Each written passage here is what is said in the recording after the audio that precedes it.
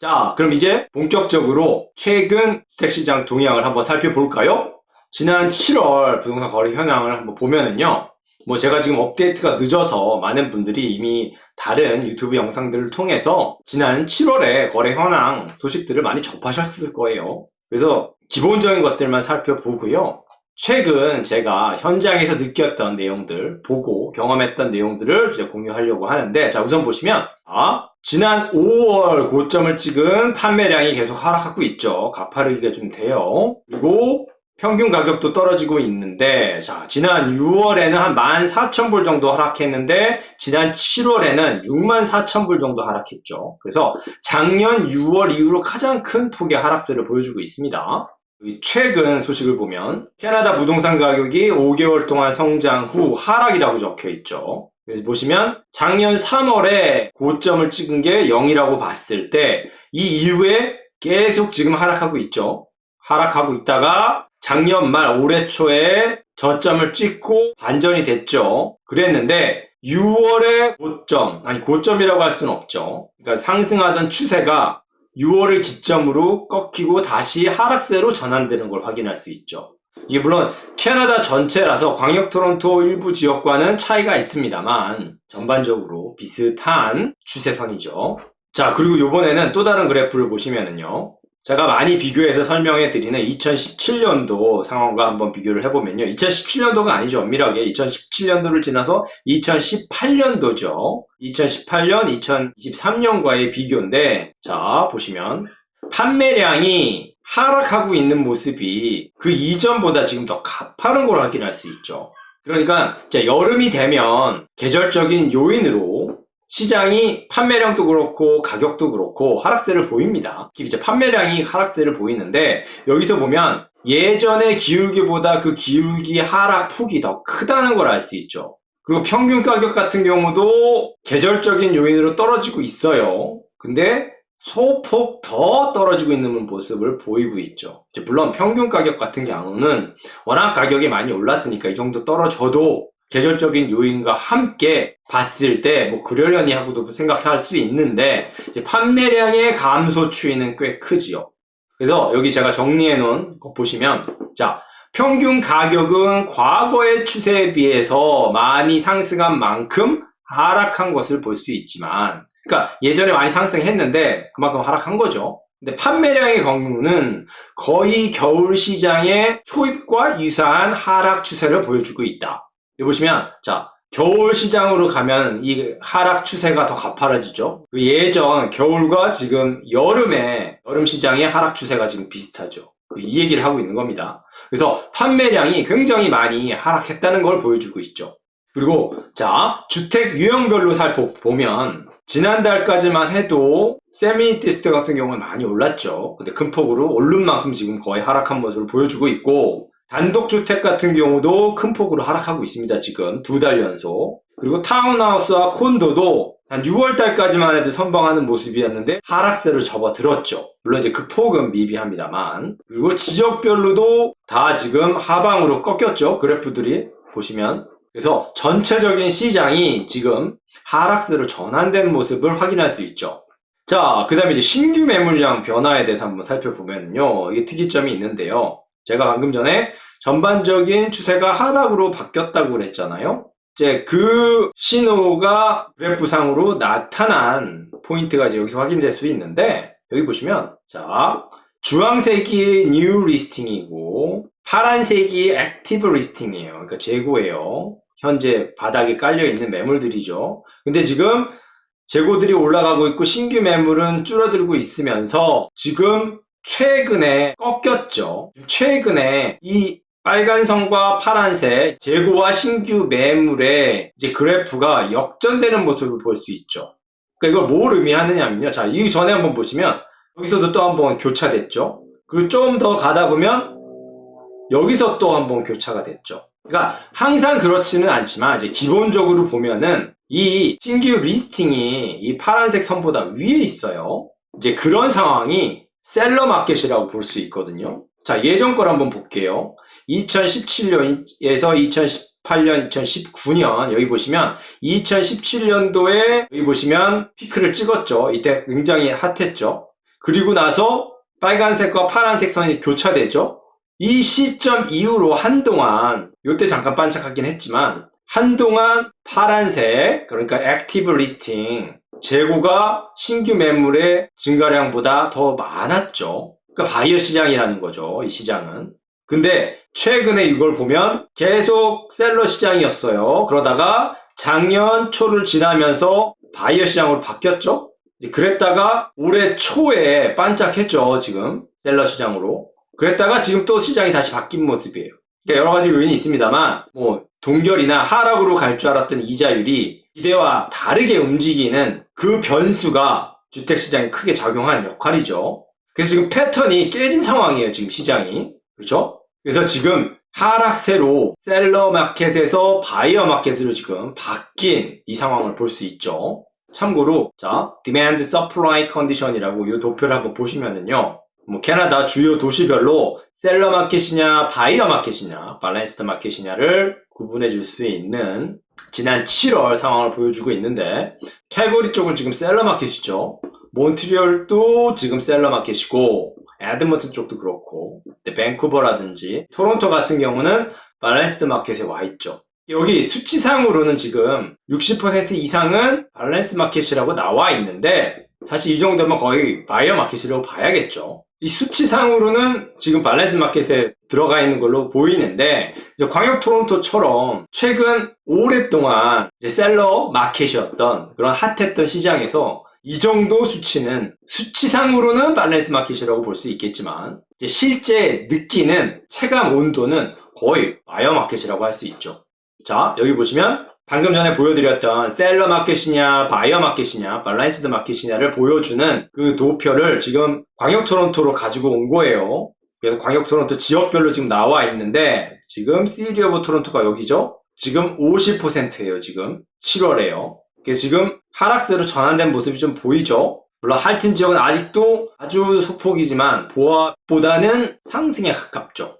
자, 그리고 이제 PDOM이라고 이제 매물이 시장에 체류하고 있는 시간을 보면은 지금 상승하고 있죠. 지난 6월에 19일이었는데 지금 24일로 상승했죠. 상승하긴 했습니다만 과거의 추세선과는 큰 차이는 없습니다. 가파르기는 좀 더 가파라졌습니다만. 그래서 SNLR 변화량 추세 이 그래프에서도 확인할 수 있듯이 올해 초 상승하고 있던 그 모멘텀이 기대를 저버린 금리 인상 소식과 계속해서 증가하고 있는 모기지 비용 상승으로 지금 그 모멘텀이 꺾여 있는 상황인 거죠. 그걸 확인할 수 있죠, 지금 시장이. 그래서 이 추세선이 지금 이제 8월 후반이니까 이제 9월 초에 8월달 수치가 나와보면 알겠지만 어느 정도 이 추세선이 하방으로 계속 이어지겠죠, 8월달까지는. 그리고 9월 6일날 금리 인상 여부에 따라서 또 영향을 받겠죠. 그래서 수요는 아직 많이 있습니다만 차고 넘치죠. 수요는 차고 넘칩니다만 바잉 모멘텀은 지금 한풀 죽어 있고요. 자, 이번에는 통계 수치 말고, 물론 이제 통계 수치를 바탕으로 한 내용들입니다만 이제 그 내용들을 바탕으로 현장에서 이제 어떤 모습들이 보이는지 조금 더 공유해 보면은요. 자, 여기 보시면 상대적으로 공격적인 가격으로 매물에 나와 있는 주택이 점점 더 많아지고 있음을 알게 되었다. 자, 예를 들어서 타운하우스를 가지고 있는 셀러가 타운하우스를 팔려고 하는데 90만 불에 팔고 싶어요. 근데 원하는 가격은 90만 불인데 70만 불, 69만 불 이런 식으로 확 낮춰서 멀티를 유도한다는 거죠. 그러니까 실제로 올 초에 핫했던 시장에서는 90만 불을 원한다. 그러면 69만 불, 70만 불 초반 이렇게 내놓으면 100만 불까지도 갔었죠. 세미디테치드가 아니라 타운하우스 같은 경우에요. 세미디테치드는 더 올라갔겠죠? 아니, 더 올라갔죠. 그래서 지금같이 모멘텀이 한풀 죽은 시장임에도 불구하고 이렇게 공격적으로 멀티를 유도하는 리스팅이 존재한다는 겁니다.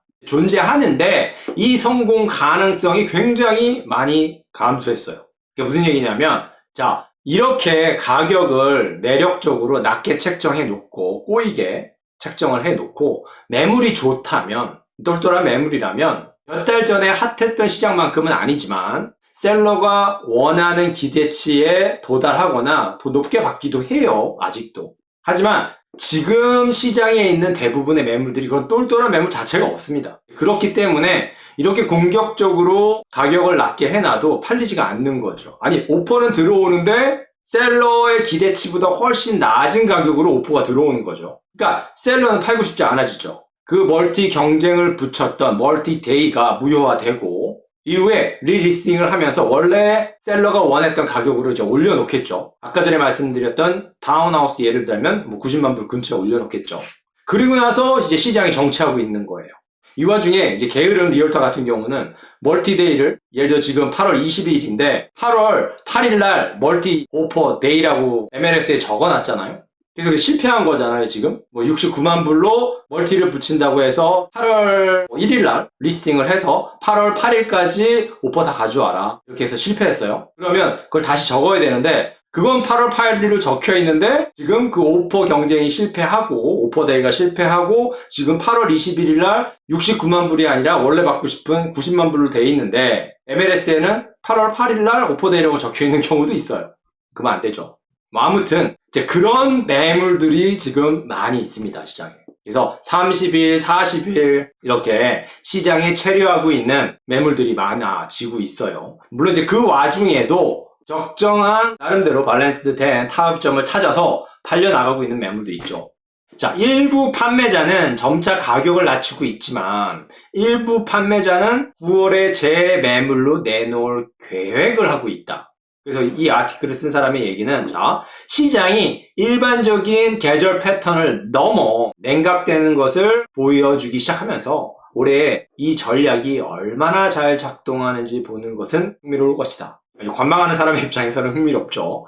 근데 이제 바이어나 셀러의 입장에서는 다른 얘기죠. 생존이 걸린 문제니까요. 그러니까 여기서 말하는 전략이 기존의 이제 전략이죠. 가을 시장이면 이제 나아질 테니까 지금 시장이 안 좋으니까 내렸다가 이제 다시 한번 해보자 이건데 지금의 모멘텀, 지금과 같은 상황에서 이게 얼마나 먹힐지가 의문스럽다는 거죠. 그래서 지금 주택 시장 같은 경우는 굉장히 눈치 싸움이 치열한 상황이죠. 바이어도 그렇고 셀러도 그렇고 그러니까 셀러는 내놔야 할지 고민스럽고 바이어 같은 경우는 더 떨어질 것 같은 이런 생각이 들죠. 그래서 이런 시장의 상황과 함께 렌트 시장을 제가 한번 볼게요. 자, 여기 보시면 자, 내년 온타리오의 평균 임대료가 3,500달러로 뛰더라도 전혀 놀라울 것이 없다.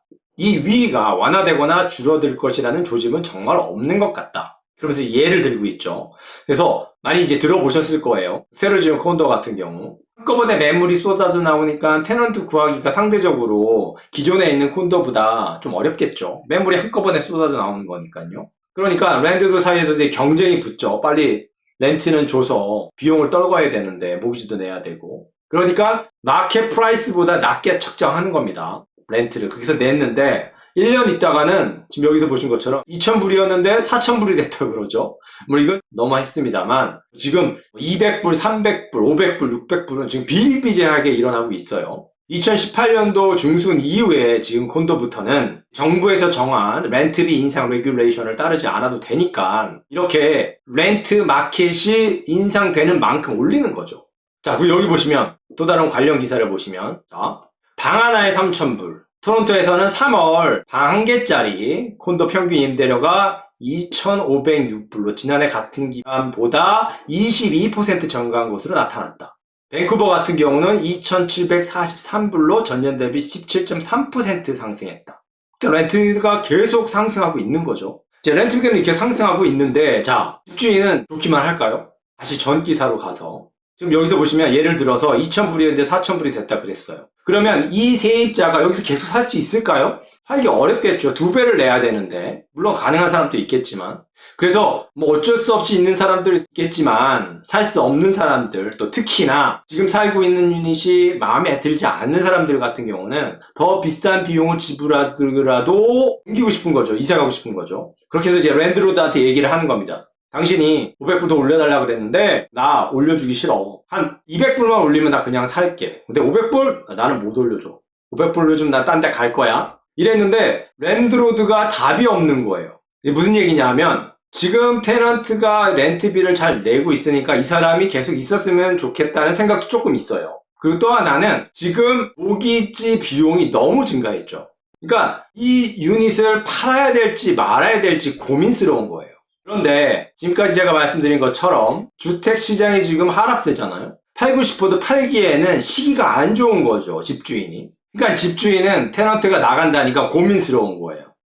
내보내? 팔려면 테넌트가 없이 파는 게 훨씬 낫죠. 예를 들어서 제가 지금 쇼잉을 가보다 보면 뭐 별의별 테넌트 분들이 다 있거든요. 무슨 얘기냐면, 자, 쇼잉을 하려면 뭐 24시간 노티스 주는 거는 뭐 당연하다고 볼 수 있는데, 그걸 넘어서서 어떤 매물 같은 경우는 제가 쇼잉 리퀘스트를 해보면요, 일주일에 이틀만 쇼잉이 가능한 데도 있고요. 그리고 어떤 데는 저녁 6시부터 7시 사이에만 쇼잉이 되는 데도 있어요. 근데 대부분의 리얼터들은 그 매물만 쇼잉하러 안 가죠. 나중에 이제 어느 정도 범위가 잡혀서 다 걸러지고 each by each, 그러니까 딱 정말 타겟이 정해져가지고 모든 게 준비가 됐을 때는 그렇게 하나씩만 보러 가긴 하지만, 그게 딱 준비가 안 된 상황에서는 최소한 3개, 5개 그렇게 매물들을 설정하고 동선을 짜가지고 한 번에 쭉 가죠. 근데 이런 상황에 있는 클라이언트와 리얼터의 입장에서는 이렇게 7시, 뭐 6시 시간을 정해놓거나, 뭐 토요일, 일요일 이때는 쇼잉이 안 된다거나, 이렇게 타임 리미테이션을 많이 정해준 이런 매물은 쇼잉하는 것 자체가 어렵겠죠. 그런 집은 팔기가 또 굉장히 어렵겠죠. 그래서 랜드로드 입장에서는 팔려고 하면 지금 테넌트가 나간다고 할 때 딱 내보내는 게 속 편한데, 그리고 팔려고 막상 해보니까 시장이 안 좋으니까 고민스러운 겁니다. 한편 이자는 계속 올라가서 먼슬리 내야 할 비용은 높아졌고, 그래서 노티스를 줬는데 거기에 대해서 답이 오지 않아서 복잡해지는 케이스도 있습니다. 자, 이번에는 그럼 모기 시장에 대해서 제가 간략하게 한번 말씀드려보면요. 자, 여기 이 기사를 보면 한 모기지 브로커는 주택 소유자와 구매자가 더 높은 금리에 탄력적으로 대응하고 있다라고 뭐 말하고 있는데, 뭐 이것도 어느 정도 일리는 있습니다. 준비가 되신 분들 같은 경우 금리 오르는 건 받아들여야 하니까 어쩔 수가 없는 거죠. 꼭 구매하셔야 되는 분들도 그렇고. 반면에 이렇게 높아진 금리에 탄력적으로 대응하지 못하고 튕겨나가시는 분들도 굉장히 많죠. 그리고 실제로 지금 모기지 시장에서는 이렇게 모기지 받으시려는 분도 있지만 부채를 통합하시려는 분들도 많죠. 무슨 얘기냐 하면, 자, 모기지는 뭐 한 20만 불, 30만 불 이렇게 있었어요. 근데 금리가 쌀 때 라인 오브 크레딧도 당겨 쓰셨고 자동차 론도 있고 이제 이렇게 했는데, 모기지 리니얼 할 때가 됐는데 지금 모기지 나가는 비용보다 라인 오브 크레딧 나가는 이자율이 더 높은 거죠. 지금 훨씬 높죠. 신용 별로 없으신 분은 10%에 육박하죠. 라인 오브 크레딧 같은 경우. 그러니까 리니얼 할 때 뭐 자동차 론, 라인 오브 크레딧, 모기지를 다 묶어서 부채를 통합하는 겁니다. 모기지로. 그러니까 돈을 빌려서 그 돈을 다 페이오프 해버리는 거예요. 그러니까 모기지 비용은, 모기지 금액은 이 밸런스는 높아지는 반면에 다른 비싼 이자율을 주고 있던 론들이 감소되니까 먼슬리 모기지 비용이 감소하는 효과가 있겠죠. 그래서 제 클라이언트 분들 중에 타이밍을 잘 맞아서 신청하신 분들은 이 부채 통합 효과를 많이 보신 분들도 꽤 많아요. 그래서 월 3,000불씩 냈던 건데 그렇게 통합을 해먹고 보니까 뭐 1,500불, 1,600불, 1,700불 거의 막 반 정도로 뚝 떨어지는 분들도 많아요. 그러니까 이런 분들은 그래도 성공하신 분들이에요. 근데 어떤 분들은 타이밍이 좋지 않아서, 신용이 좋지 않아서 어떻게 서류들을 잘 준비해가지고 금리가 오르기 전에 신청했는데 은행에서 시작한 거죠. 그러니까 뭐 신용이 좋지 않다, 여러 가지 이유를 대는데 뭐 그 이유의 이면에는 이제 은행의 장사 속에 있는 거죠. 이제 무슨 얘기냐면, 제가 아까 전에 타이밍을 잘 맞춰서 서류들을 잘 준비해서 은행에 이제 신청했다고 했잖아요. 그러니까 이자가 막 오르는 상황에 이자가 오르기 전에 불이 나게 준비해가지고 넣은 거예요. 그래서 그때 넣을 때만 해도 아무 문제가 없었어요. 근데 워낙 금리가 빨리 오르다 보니까, 이제 모기지 이자율이 빨리 더 오르다 보니까 많은 사람들이 오르기 전에 신청하려고 라인을 뱉겠죠. 그러니까 바틀렉 현상이 일어난 거죠. 병목 현상이. 그러다 보니까 신청까지는 어떻게 했어요. 듀데이 전에. 근데 은행에서 리뷰하는데 시간이 필요하잖아요. 그러니까 신청하는 거는 라인업이 길어도 어떻게든 뭐 준비만 된다면, 서류들이 취합되고 어플리케이션만 썼다면 이메일 하나 클릭하면 가잖아요. 일단 그럼 접수가 된 거죠. 근데 은행에서는 여신팀에서 하나씩 그 파일을 열어서 이제 검토를 해야 되니까 시간이 엄청나게 많이 필요하겠죠. 그러니까 이렇게 적체가 되어 있는데, 정체가 적체가 되어 있는데, 월 말이 되면 기존에 클로징 해야 될 모기지 케이스들이 쫙 또 오죠. 이것부터 빨리 꺼야 될 거 아니에요. 이제 그러다 보니까 이런 부채 통합 관련된 이런 케이스들이 한참 시간이 지나서야 리뷰를 할 수 있게 되는 거죠. 그래서 은행에서 이제 리뷰를 하려고 딱 열어보니까 일단 은행 입장에서는 지금 이자율보다 1.5% 이렇게 싼 거예요, 이때. 그러니까 은행 입장에서는 승인 내주기가 싫죠. 득될 게 별로 없는 그런 케이스니까요. 그러니까 어떻게 하면 트집을 잡을까 이제 고민하는데 만약에 신용에 문제라도 있다 하면 바로 주식시켜버리는 거죠. 그래서 최근 모기지 시장은 이렇고요. 그래서 여름 휴가철을 맞아 굉장히 조용한 것 같은 주택 시장입니다만 그 밑바닥에서는 나름 많은 일들이 일어나고 있죠. 자, 그리고 마지막으로 이 기사를 하나 보여드리면요. 자, 많은 캐나다인들이 점프 가격에 도달하고 잡을 수 있도록 너무 높게 설치된 트램플린이다. 이게 무슨 말이냐면요. 자, 이게 트램플린이죠. 애들 여기서 뛰어놀잖아요. 그럼 보면 떨어졌다가 올라가죠. 그런데 이게 지금 그라운드가 여기 있는데 땅이 여기 있는데 이 위에 이렇게 설치가 돼 있죠. 그러니까 아까 그 기사는 이 설치되어 있는 바닥 자체가 이제 높게 돼 있다는 거죠. 목표물이 여기 있는데 이 트램플린이 여기 있는 게 아니라 이 위에 있으면 이 목표물에 도달하는 게 더 쉬울 거 아니에요. 그죠? 그러니까 여기 있으면 여기서 이만큼 점프해 가는데 더 거리가 머니까 더 많은 힘이 필요하겠죠. 근데 이렇게 높게 설치되어 있다면 이 트램플린이 더 높게 설치되어 있다면 더 작은 힘으로 이 목표점에 도달할 거 아니에요. 그러니까 처음부터 잘못되어 있다는 이 설정 자체가 잘못되어 있다는 걸 반법적으로 표현하고 있고요. 이제 또 다른 제가 이 기사를 보고 해석한 것 중에 하나는 자, 뭔가의 도움으로 점프하고 올라가죠. 그리고 떨어지죠. 근데 신기한 게 이 트램플린이 이렇게 떨어졌다가 떨어지는 이 사이에 어떤 일이 있었느냐에 따라서 떨어졌다가 올라가는 높이가 또 달라지죠. 그러니까 예를 들어서 그냥 아무 힘도 주지 않고 그렇게 하면 올라갔다 내려갔다가 이 반복하는 이 거리가 높이가 똑같겠지만 어릴 때 이거 해보신 분들은 아실 거예요. 올라갔다가 내려오면서 튕겨서 더 높이 올라가기 위해서 힘을 주고 내려오기도 하죠. 그래서 두 번째는 더 높이 올라가기도 해요. 이쪽으로 튀어나가기도 하죠. 다치기도 하고 불량품 같은 경우는 이 네트가 찢어져서 밑으로 떨어지기도 하죠. 바닥을 쳤을 때 그리고 바닥을 치고 올라갈 때 그리고 내려올 때 사실 이것만 아는 거죠. 그리고 다른 건 본인이 통제할 수 없는 것들이죠. 그래서 지금 시장을 보면 자, 가격이 지금 떨어지고 있잖아요. 그쵸? 언제까지 떨어질지는 모르죠. 아무도. 근데 떨어지고 있어서 바이어들이 자꾸 눈독을 들고 이제 봐요. 상황을, 타이밍을 보는데 문제는 괜찮은 매물이 없죠. 제가 어제도 쇼잉을 보고 왔는데 10개를 쇼잉을 했는데 이거를 사야겠다고 말할 수 있는 매물이 없어요. 물론 퍼펙트하게 딱 마음에 드는 매물은 정말 어차피 없습니다. 없는데 그래도 이제 우선순위라는 게 있지 않습니까? 그러면 그 우선순위에서 상황이 몇 개가 맞으면 쇼잉을 계속 하다가 이 범위 안에 들어오면 이제 오퍼를 쓸 타이밍이 오는 거거든요. 근데 이 상황이 정해놓은 기준에 드는 매물이 없는 거예요. 오퍼를 못 쓰죠. 그러니까 매물들은 많고 매물들은 늘어나고 있는데 마음에 드는 매물이 없는 겁니다.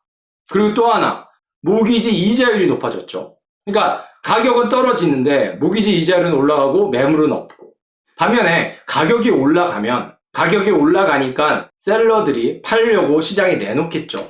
그러니까 안 좋은 매물도 많겠지만 똘똘한 매물도 많겠죠. 그동안 준비해놨던 매물들이 나오는 거니까요. 그리고 가격이 올라가는 요인에는 여러 가지 원인들이 있겠지만 그 중에 하나는 금리가 어느 정도는 저렴했을 때 가격이 또 올라가죠. 멈춰있던가요? 금리가. 그래서 어떻게 보면 도찐개찐이라고 할 수 있습니다만 물론 그래도 전자가 낫죠. 지금 금리가 비싸더라도 매물이 부족하더라도 그 부족한 매물 중에서 하나 잘 골라서 조금이라도 저렴한 가격에 구입을 한다면 금리는 언젠가 떨어질 테니까 그러면 싸게 저렴하게 구입한 이만큼의 볼륨을 절약한 거잖아요. 물론 모기지 비용은 더 많이 지불했지만 시간이 지나면서 상세가 되겠죠. 그래서 제가 활동하고 있는 이 광역 토론토 주택시장은 아까 전에 그 기사를 보고 느낀 게 이 트램플린 같다는 느낌이 든 거죠. 특히 최근 상황을 봤을 때는 튀어 올라갔는데 또 내려오죠. 내려왔다가 찍고 이만큼은 올라가야 되는데 최근에는 요만큼 올라갔다가 또 떨어지죠. 지금 떨어졌는데 요만큼 올라갔다가 지금 떨어지는 거니까 또 요만큼만 오를까요? 아니면 더 오를까요? 그건 모르죠. 자, 그래서 오랜만에 한 업데이트입니다만 지금까지의 제 레노베이션 진행 상황과 최근에 광역 토론토 주택시장의 동향을 한번 공유해 봤습니다. 지금까지 영상이 도움이 되셨다면 좋아요, 구독, 알람 버튼 부탁드립니다. 지금까지 박 셰프였습니다. 감사합니다.